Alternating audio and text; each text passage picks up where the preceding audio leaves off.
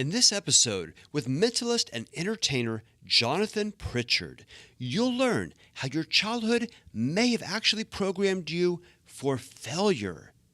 And you'll learn how to set yourself free from that negative programming. And also, you will learn how to build a life of abundance, doing what you truly love. Okay, let's jump in.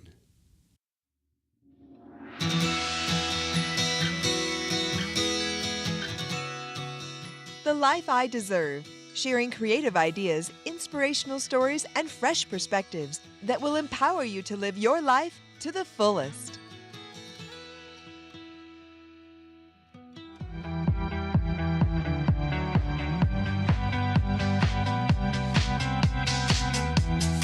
Hi, I'm Jack Canfield, and you're listening to The Life I Deserve by my good friend, Adrian McMillian. Welcome to The Goal Show, brought to you by The Life I Deserve. I am your host, Adrian McMillian, and I have a very special treat for you today. Jonathan Pritchard. He's the author of Think Like a Mind Reader, available on Amazon.com. He is a business consultant and keynote speaker for companies like BP, State Farm, 1871, the #1 tech incubator in the world, and even worked with the U.S. military. He has helped these companies to improve their customer and employee engagement in a fun, memorable, and meaningful way at trade shows, national conferences, Vegas main stages, really any place where people are gathered together. You might find Jonathan there blowing their minds. His background as a mentalist and entertainer who now shares his insights into human behavior, success psychology, motivation, and communication. Please give a very warm welcome to Jonathan Pritchard. Hey, glad to be here, man. So glad to have you. Why don't you tell us a little bit about your background so we can just kind of get to know you? Yeah, boy, when all that stuff gets put together in one place, it sounds really impressive. It's like, man, I would be impressed by me. That's so my background is I grew up in North Carolina on a dirt road in a single wide trailer. And there were some days where it was either my lunch money or gas for my parents to go to the factory job. So that's kind of where I got started.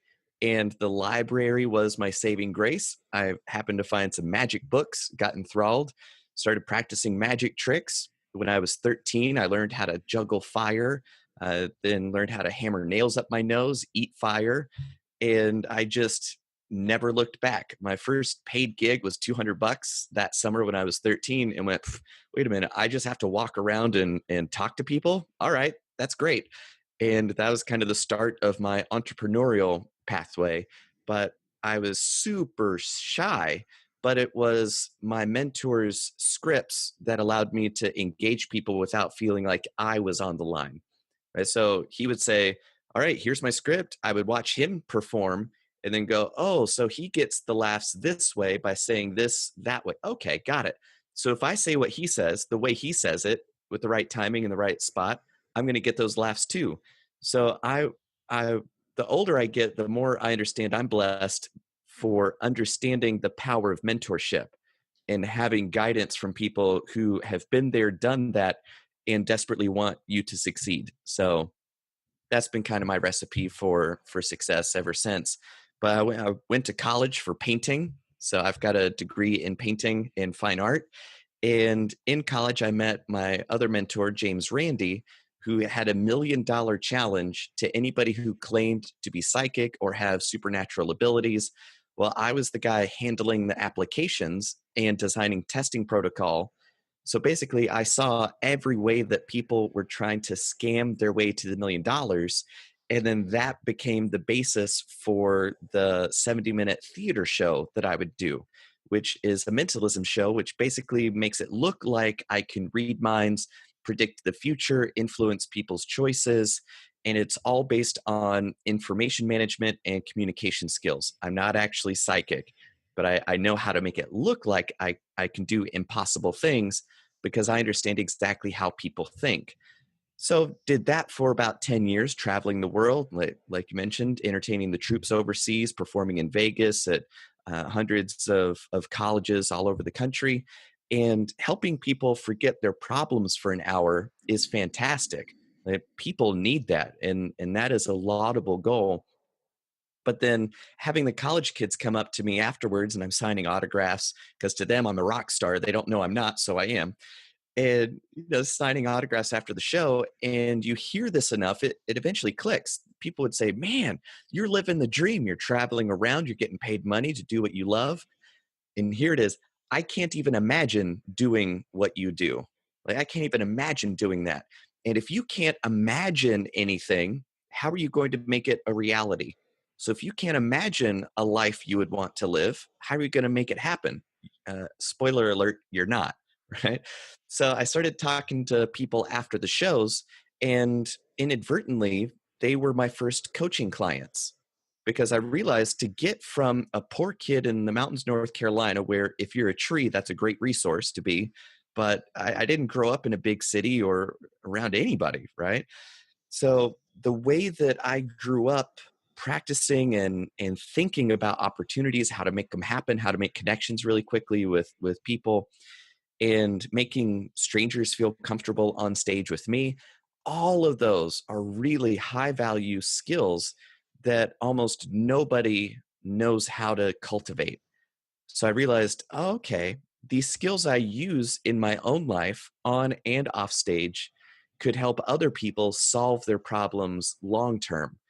So that's why I started transitioning to be a business consultant, because my figuring was, the more I help companies help their employees, help their clients, I'm doing a much more good for the world than I am just as an entertainer.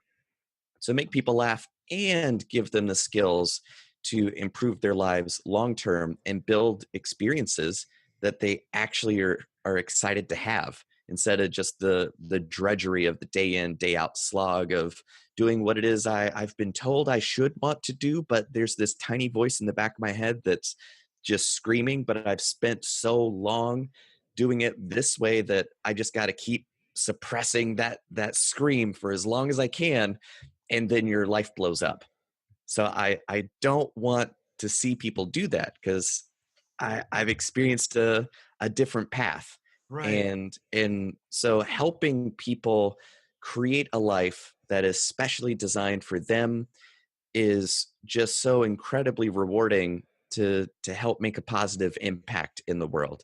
So I love that. that's what wakes me up in the day. So that's kind of how I've gotten to where I am now, and why I wake up every day excited to help people figure stuff out. Awesome. Yeah, you touched on how people kind of suppress what they really want, or they're afraid to even imagine a better life. And unfortunately, I think that's most of the people out there. Yeah, So, and it happens from every angle. Growing up, like, everything is set up to reinforce: listen, pay attention, do as you're told, so that the gatekeepers who have what you want will then allow you to have it. Right? So go to school, sit down, shut up, listen to what we tell you, regurgitate what we've told you, and take a test really well, which only evaluates how well you can tell us what we want to hear, which is the process of ensuring that that's the best strategy that those students have. If you're a free thinker and creative and wacky and follow your own curiosity, you're going to fail out of school. But then how are you going to go to college to get a degree to get a good job? Well, yeah. I had a normal job for 9 months, and then I was invited to pursue other opportunities because it was poor culture fit. And I was proud to not fit into the culture of having to always be available 24/7. Anytime the boss calls, no matter what I was doing, I have to drop my boundaries and allow this person into my life just because they give me a paycheck. But no, no, thank you. My time, my mission, my abilities are mine, and I will allow myself to engage with people who respect my boundaries. But you don't own me. You don't own my time. You don't own my results. I want to freely engage with my life, So that whole culture of always on, yes sir, kind of toe the line, that's not me, and that's not most people, right? Yeah. That's the tiny voice inside saying there's got to be something different. There's got to be a better way than showing up at an office I don't like, surrounded by other people who are just as miserable but plastering on a smile because this is what you do. Yeah. And I'm a shining example that, nah, man, there are other ways to do it. And we live in the best time it's ever been to be a human being. You've got the ability to reach people all over the world with the magical square in your pocket. But your phone, if you're listening to this podcast or watching the video, you've got access to all the technology you would ever need to create value for the world that could free up your money from your effort. You put in the effort once, and then you can sell it infinite amount of times. That's the way to do it, not showing up and trading your time as best you know how, right? But So many amazing points already there. I'm already thinking that we're going to have a follow-up show because you just touched on so many great things there, and you made me think about a lot of different aspects of getting what we want out of life. I have seen so many people, and you can see this in kids. You can see them like at 5 or 6 years old. They are so creative. You ask them what they want to be, they're like astronaut or this or that. Like they'll just crazy stuff. And then you can see, usually, I don't know, around 10 or 12, it's almost like the dreams get suppressed and crushed. it sounds like a truism. It sounds like a duh, this is so obvious. Why are you even saying it? But you get good at what you practice. So for 12, 13 years, you've been practicing figuring out what do they want to hear from me? What do I have to say? What do I have to think in order to not get thrown out, right? So you've been practicing figuring out what to think and spent almost zero time figuring out how to think, how to evaluate claims, how to identify opportunities, how to leverage the resources you have right now to maximum effect to create something that you just dreamt up, right? So knowing how to think is so much more important than knowing what to think, but it's really difficult to test that. It's really difficult to go, how to think A, B, C, D, right? What is the correct answer? B. But how? Well, that's a slippery thing to try to evaluate. So it's just easier all the way around for the students to regurgitate something, for the teachers to just say, here's what you have to regurgitate. And you just sidestep the entire process of knowing how to think, how to focus, how to preserve your attention, how to set aside time and create value whether or not you feel motivated to it, not being tied to your emotions in order to create something, right? Mm-hmm. So that everybody knows that you've got to be motivated to do your best work. But I don't feel motivated right now, so I'm not going to do my best work, so I'm not going to do anything. And then 6 months later, you wake up and you go, oh my God, I've not done anything. Now I feel even worse. So I'm even in a worse place to do any sort of work. So I know I won't even do half of my best work. So I'm not going to do anything anyway. And now a year has gone by and you go, boy, I really wish I would have started that thing. Whereas just saying, here's an outcome I want. Here are the resources I have right now. I can do something in 2 minutes right now that can move me 1 millimeter closer to where I want to be. And that is more progress than thinking and dreaming about hoping to be motivated will ever get you in a decade. Right. So Yeah. I tend to just a saying that a buddy of mine in high school said once is just stuck with me. He goes, man, it's like you're sandblasting a soup cracker, right? It's like drinking from the fire hose, but you don't really hold anything back. And all these excuses that people come up with, well, it's easy for you because X. I'm like, nope, that's not the case. Well, I can't because Y. Well, here's why that's not the case either. I just really am a straight shooter, direct to the point, because we're alive once. Man, we don't have time to just dance around it. The faster you figure out what's actually wrong, the sooner you can fix it. And hint, it's always you. Right? It's Exactly. always the way you think about things that's limiting you, not your situation, not your location, not anything other than how you're thinking about what you think the problem is. Right. So it's a meta level. It's beyond your emotions, it's beyond your thoughts. It's the way in which your mind is functioning that reinforces what you believe to be real limits, but those are just the limits you've practiced and gotten used to and used to using to be significant, to get sympathy from other people, Right. attention and love, right? So these are just strategies that you're really good at using. And I come in and then show you why they're just made up fantasies themselves. So why not make up a fantasy that empowers you instead of keeping you in a quagmire of the problems that you've had for years? Exactly. Most of my teachings, most of what I lead my students through is based on Jack Canfield's success principles. And in his success principles, the number one thing we have to start with, get people to realize is is just like you mentioned, Jonathan, that it's not them, it's not the administration, it's not the job, it's not the weather, it's me. It's taking full control of my life, which, you know, believe me, I can come up with excuses. Anybody can come up with excuses, but we have to adopt that belief. If we don't adopt that belief, nothing that comes after that makes any difference. Nothing, no None. advice that I give, no advice you give makes any difference if people don't try to take the approach of I'm responsible for me and my life. Exactly. The way I experience that is an either or. You can either take credit or you can take responsibility. Now, taking credit is for when things go right and you want to attribute that to the choices I've made. And yes, I am the reason why everything went perfectly. But the minute something goes bad, you point and you go, oh, that's responsible. Everything other than my choices, right? So the instant you give up responsibility, you're also giving up the possibility of control, of being able to make different choices to get different outcomes, You're giving away your right? power.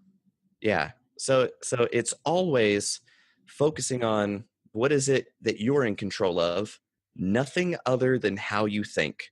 That's it. Because how you think determines how you feel determines how you behave. Exactly. And since we live in a physical world, how you behave is how all of your mindset manifests itself in your life. And then that will either reinforce your previous beliefs because you behaved in accordance with them. So, of course, the cause and effect is going to just infinite loop back onto why you believe this way.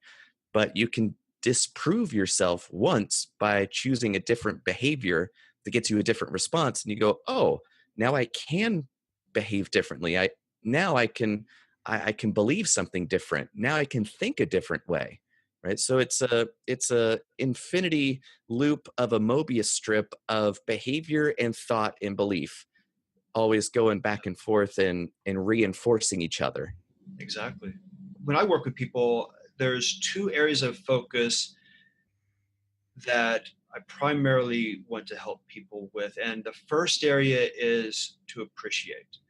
I feel like it's, if people don't realize what they have in the first place, how do you expect to go from there? So that's the first area I want them to say, hey, focus on what's good. What do you appreciate? And then the other big area of focus is how do you want your life to be? And I want them to focus on it, not just it's out there, how it will be. I want you to focus as if it's now, that Hmm. power of it's here. I can feel it. I can taste it. What is it like? Because that generates the ideas, the resources, the tools, everything we need to get there. So regarding those two areas, Hmm. focusing on what's good now and then focusing on what we want.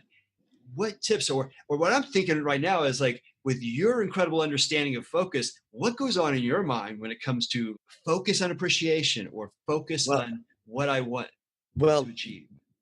you just said my magic word, which is appreciation, because to me that is it. Um, Most people associate a positive connotation to appreciation, but think of it more like you are a pawn shop and somebody brings in something, you appreciate its value, right? You evaluate it for its worth. You go, is this worth something or not? So you can even appreciate the negative things for the lessons that they can teach you. It's not to say that you have to love it. It's not to say that you have to trick yourself into liking it.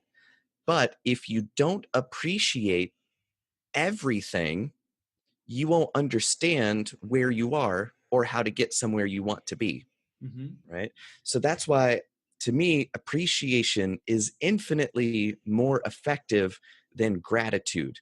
Everybody loves to tout this gratitude practice, but all that is an emotional response.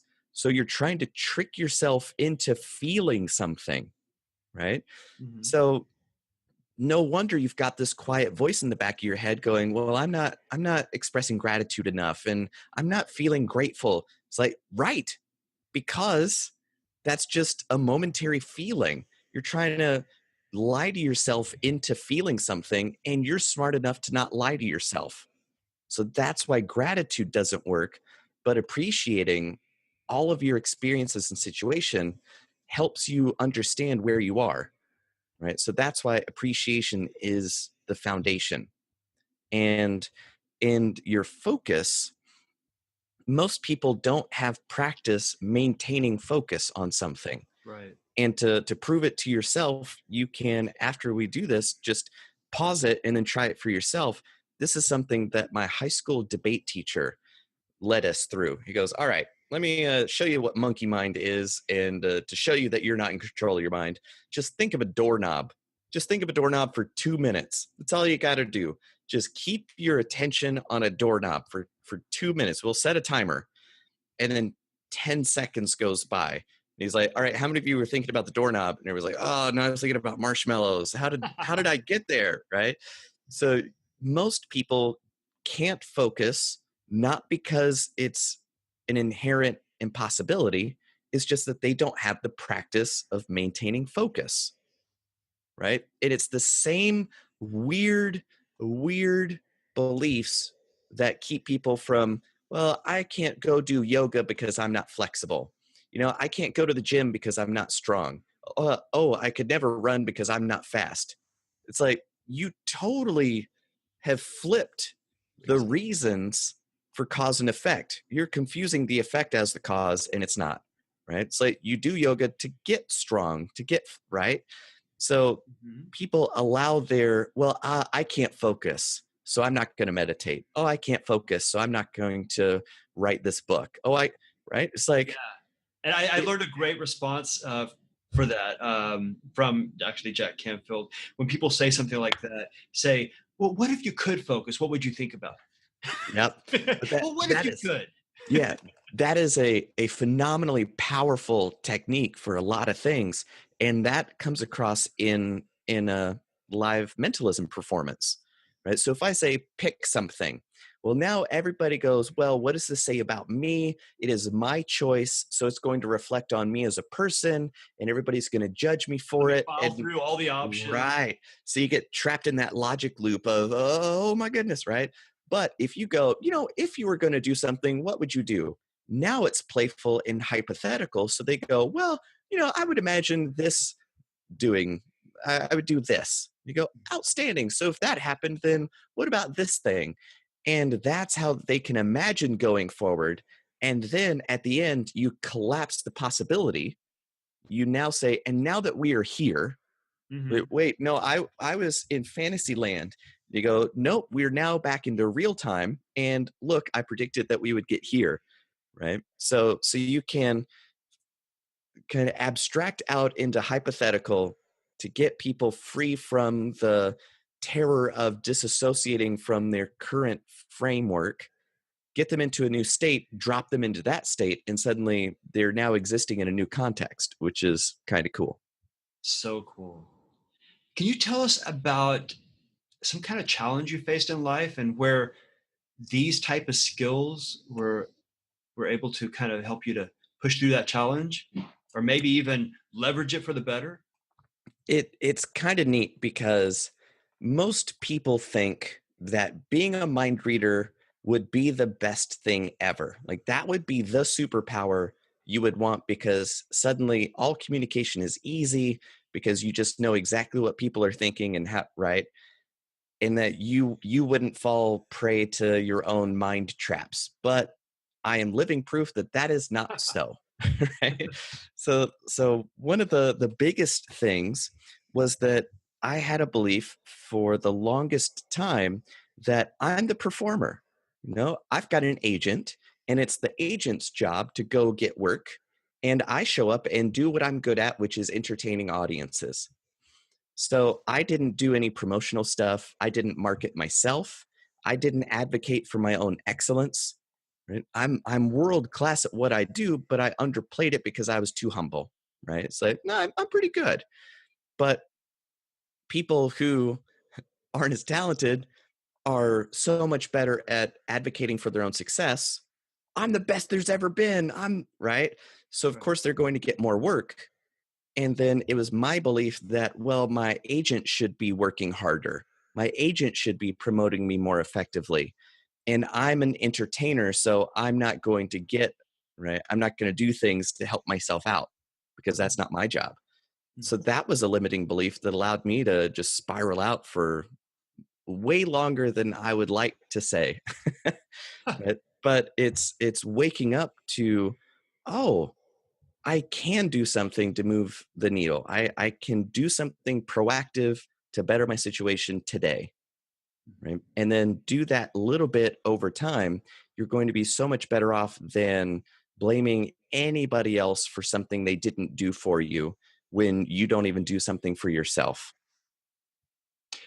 What advice do you have for someone who we just kind of talked about, okay, what if I say I can't focus, and we're not there to say, well, what if you could, and take them through a process. What's something that they can kind of do on their own to harness that power of focus and where their attention is? I mean, because it becomes so much more important every day. There's so many little things. We've become a society that is embarrassing compared to a goldfish. Right, right. There's a really peculiar thing that human beings are just wired to do. And there's a great demonstration of this in a kind of a live workshop. So you guys at home will just have to kind of think through this. So imagine there's a whiteboard or whatever, and I write down 3, 7, 32, and 94. And I say, there's a pattern to those numbers. Your job is to figure it out. And then say, what would be a number that would fit the pattern that would be after 94? And then watch what happens. Now, before I explain what happens, you at home, you're after I tell you what works, you're going to think, oh, I would have figured that out. But take it from me, having done this hundreds and hundreds of times and having fewer than 5% of anybody figure this out, you won't, right? So what happens is everybody goes, 97. And I'd be like, yep. And what about 117? I'd be like, yep, that works. And they're like, okay, cool. So then this goes on for a long time. And then I go, so what's the rule? And everybody's like, it's this. And I'm like, nope, that's not the rule. It's this. Nope, that's not the rule. It would be this. Nope, that's not the rule. Nobody tries to disprove what they think the rule is. That's the point. The pattern is the next number just has to be higher than the one before it. That's it. Right, right. So to find that that's the rule, you have to show what number wouldn't work. Hmm. So everybody's looking for the number that would work to try to reinforce their belief of what they think the idea is, when the more effective thing is to try to disprove the theory that you have. Mm. So the fastest way would be to go, would 7 work? And they go, no. Would 93 work? No. Would 95 work? Yes. Would 96 work? Yes. Would 91 work? No. You go, oh, okay. Now I know where it doesn't work. Now I know where it does work. Okay. There we go. So most people are looking for reasons to reinforce their belief. Hmm. So you're looking for things to reinforce what you already assume. Hmm.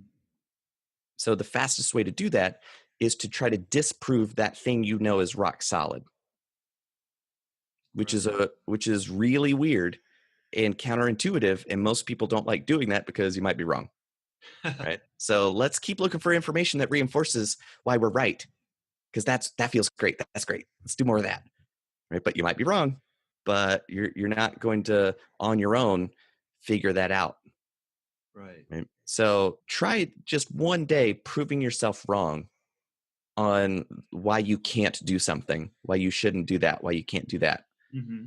right? So just try to prove yourself wrong just one day, and then realize that's like trying to write with your other hand for just one day. You're not going to be good at it. It's going to take focus, attention, effort, concerted effort Right. over time Yeah. to even get near comfortable with it.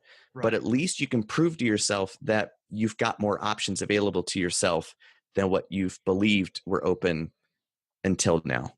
I like it. What I'm taking from that is that most people, they will, and I've told a lot of people this, hey, focus on what you want and focus on how you can make that happen. And if here's like a completely different approach, which I'm taking from this, is that, okay, if you do want to focus on it can't be done, yeah, prove that. Yeah, like prove why it can't be done. Go for that. There's a great book called Go for No. I think that's the name of Hmm. it. It's like a sales book. And instead of, I'm going to make these calls, I'm going to go reach out to these people to try to make these sales, and then I need the yes, I need the yes. It's like, hey, just go for no, go for no, go for no. And it's like, it's so crazy. But hey, if you go for no, you're going to get used to just doing that and doing that and doing that. And you know what? Somebody's going to screw you up with a yes. Right, right. Because if you're so afraid of the no, you're going to put off doing the thing that will get them to tell you no. But the sooner you get to no, the more time you have available to go find that weirdo that's going to say yes. Yeah. And Right, then you get comfortable also in that process. You're like, hey, right, right. And so many people are like, oh, I can't do this. I've tried nothing, and nothing has worked. Right? It'll never happen. I've tried nothing. Just like, right. okay, you've not really proved anything to yourself. But also, you could enumerate for 2,000 years stuff you're not for, right? 2,000 years of things you're against. And you haven't told me 1 minute what you're for, right? So instead of a negative or a retraction, well, I'm not for that. Oh, this won't work. That won't work. This can't happen. That can't happen. Blah, blah, right? Never have you ever once said, I want this to happen, Mhm. right? So if you don't understand what effect you want to have on the world, you're not that good of a magician, right? So it's like, it's your show, man. You're creating this experience for the audience. It's your job to know where you're headed. And if you don't practice getting to the conclusion of the magic trick, you're not that good of a magician. So most people haven't even gotten to the first part of, what magic trick do I want to do for my audience? What magical experience do I want to have in my own life? Right? What awesome thing do I want to create? I don't know. What I don't want is this, that, and the other thing, and this, that, right? Well, I don't want to juggle. I don't want to fly. I don't want to do this. I don't want to do that. I don't want to do this. I don't want that. I don't want that. I want to, right? So to me, it's not so much positive as in a psychotic disassociation from reality and ignoring all bad things happening. Mhm. It's just being able to assert a direction. I want to move over there. That's moving towards something. Because moving away from something, well, you could have 359 other degrees range of motion that that is still could be the wrong direction. Sure. But if you know where you're going, well, now you can go exactly in that direction. I love it. Speaking of, tell us what is next in your direction. You've accomplished some great things. I've watched your videos. I have not seen you yet in person, but I'm going to have to now because I have seen your videos. Very impressive. You played at, I think, all the major venues for mentalists and magicians. So what is your next big challenge, and how are you going to tackle that? Well, weirdly, the next big challenge I have is writing a book on kung fu and martial arts. As that's been another passion of mine for years, and I like that it deals with physical reality. That's the square one, and then learn how to navigate that world, and then you'll set yourself up for the more abstract things. So that's the next book that I'm writing. But on the coaching and training side, I'm still excited to show up and help people imagine different possibilities. I love it. So speaking of, how can people reach out and take advantage of you helping them to imagine those possibilities? Well, the best way to get started is to read my book, Think Like a Mind Reader, because it's 20 years worth of conversations, and the same 20 topics kept popping up again and again and again. I go, okay, so these are the most valuable that could help people the most make the biggest impact on their life. So it wound up being the same conversations, just the people changed. Right. So the details and the people changed, but the principles didn't. So I packed all of those and tour stories and life on the road and adventures. I crammed all that into the book, and you can actually use the book as a prop to read your friends' minds. So learning how to use the book to pull off that magic trick is a huge part of learning how to be a better communicator. Right? So that's cool. So that's kind of square one. And then I've got a video course that piggybacks on that and takes those ideas deeper. And if you make it through all of that, I would be impressed. And if you want specific insight on how I could help or why your situation is different, I do one-on-one coaching. So the best place to get started is to just go to thinklikeamindreader.com. So that's a good hub. And for the speaking and trade show and large scale events that I help with, just go to jonathanpritchard.guide. So if you are involved in anything like that, I want to help you. Awesome. Thinklikeamindreader.com and also jonathanpritchard.guide. Is that what you said? Uh-huh. Yep. So it's just kind of like the guide to all things me. Great. Love it. Well, it's been a pleasure to have you on my show. And yeah, there's so much great knowledge that you have and great insight that I might have to have you back sometime. It would be my pleasure. I love sandblasting soup crackers. Sounds great. So thank you so much for your time, Jonathan, and have a fantastic, magical day. My pleasure. See ya. In this episode, you learned about the power of purpose and how being clear on your mission can add clarity, meaning, and direction to your life. To help you to get clear on your purpose and your mission, I'm providing you with a free gift. Just go to thelifeideserve.com/purpose for a simple yet beautiful guide on the advantages of clarifying your purpose and how to actually achieve that clarity. Again, thelifeideserve.com/purpose.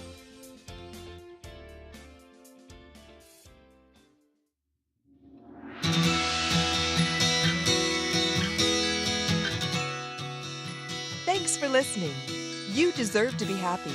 You deserve to live a passionate, fulfilling life. Subscribe so we can take this journey together. A journey of sharing, learning, and growing. A journey to the life you deserve.